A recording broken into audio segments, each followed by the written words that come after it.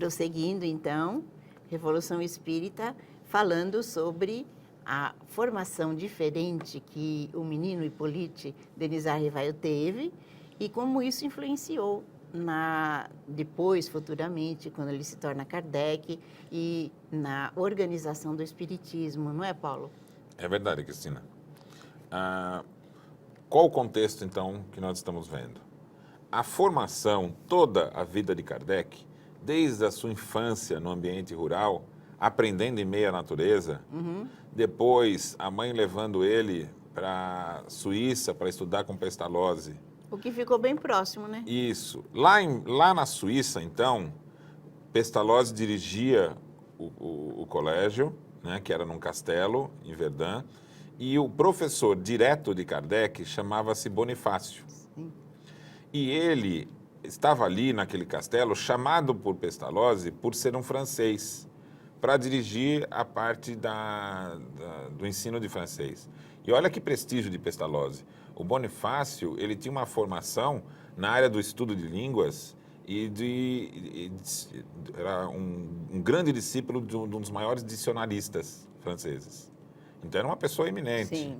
E esse, que era uma pessoa muito bondosa, foi, durante alguns anos, o professor direto de Kardec.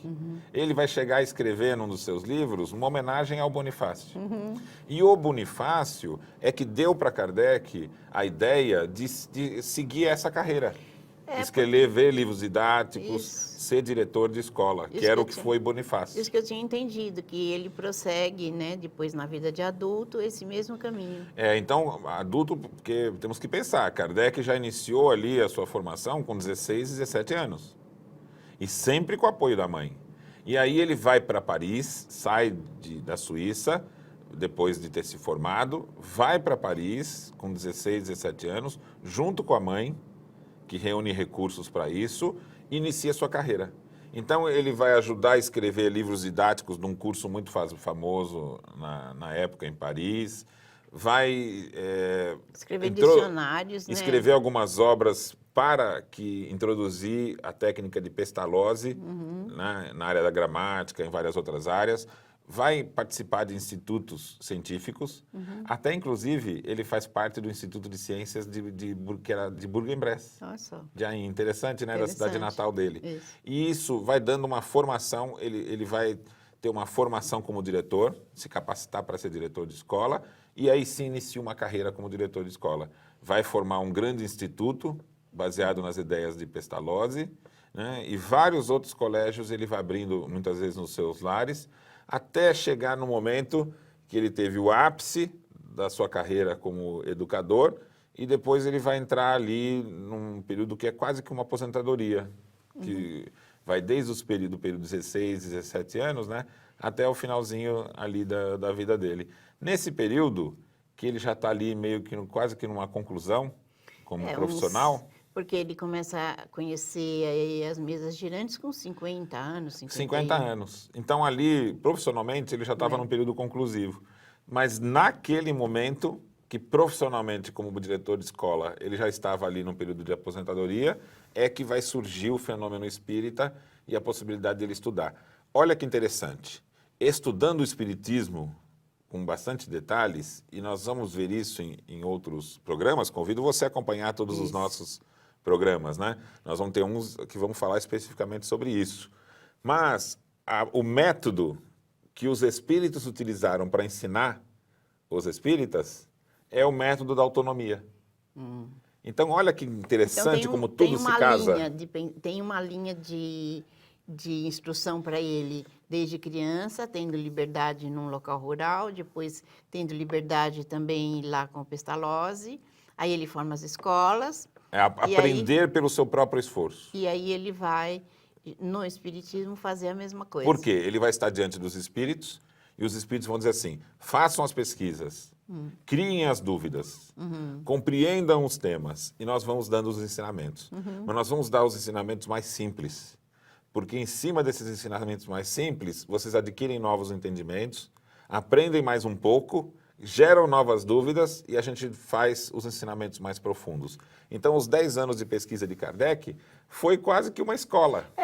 Isso que eu estou Isso que a gente está entendendo, né? E essa escola, uma escola pela autonomia, não é uma coisa fantástica? Isso Então, mesmo, que eu acho que essa trajetória de Kardec, ela é o exemplo para nós.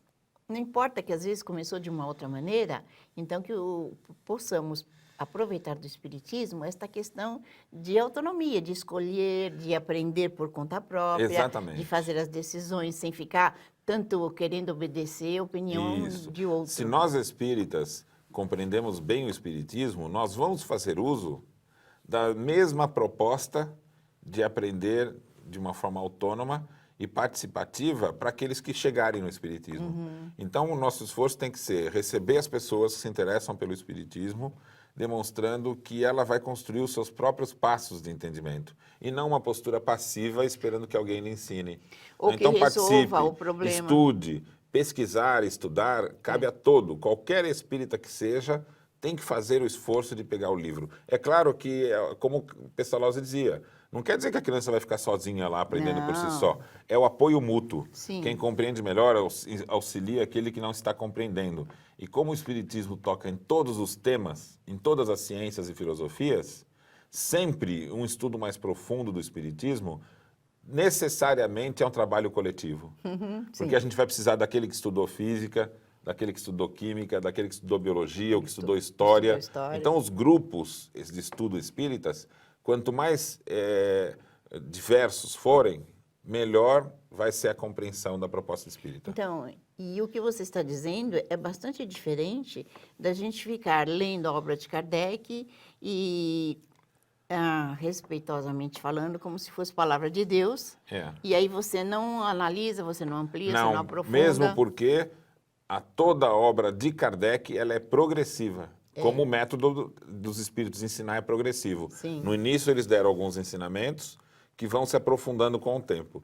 Então, o entendimento mais à frente, ele é diferente do inicial. Isso. Então, você não pode caçar 3 frases das obras de Kardec e querer fundamentar o espiritismo naquilo. Você tem que estudar aquele tema no decorrer do tempo, Sim. inclusive usando a Revista Espírita. Isso. Porque a progressividade do entendimento é o método que os espíritos utilizaram para ensinar espiritismo aos homens. Então, e aí o nosso tempo termina e você vai voltar a tratar desse assunto futuramente. Aguarde.